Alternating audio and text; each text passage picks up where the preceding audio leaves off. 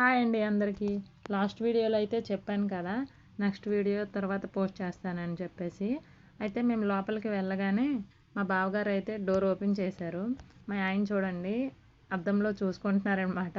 చూసుకున్నాక లోపలికి వెళ్ళాక మా చిన్నోడు చూడండి నాతోనే ఉంటానని చెప్పి అలా పట్టుకొని ఉన్నాడు. తర్వాత ఎలా వాడిని దించేసి వాళ్ళ అన్నయ్య దగ్గర నేనైతే జ్యోతక్క ఏం చేస్తుందని చెప్పేసి లోపలికి వెళ్తే జ్యోతక్క చికెన్ కర్రీ చేయడానికని అన్నీ ప్రిపేర్ చేసుకుంటుంది.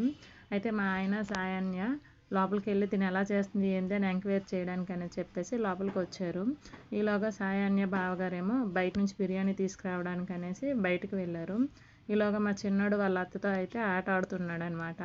తను చూపిస్తుంటే ఆమె వేస్తుంటే వీడు తీస్తూ ఉన్నాడనమాట. అలా కాసేపు ఆడినాక మా చిన్నోడును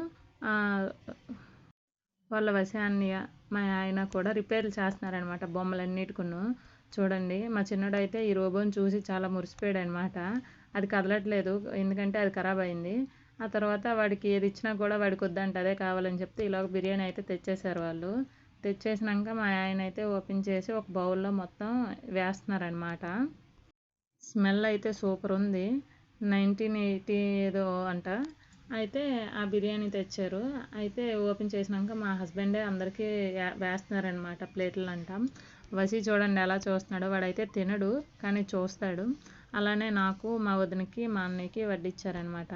బావగారు అయితే తినరు, ఆయనకి వెజ్ అని చెప్పేసి అక్క ఇంట్లోనే ప్రిపేర్ చేసింది కర్రీసును రైసు.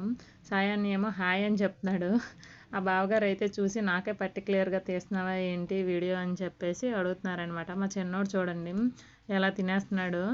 వాడికి కూడా స్నాక్స్ ఇచ్చింది అక్క. అయితే తింటున్నాడు అనమాట. వాడే మంచివాడు తింటున్నాడని చెప్పేసి అంటున్నాడు ఆయన.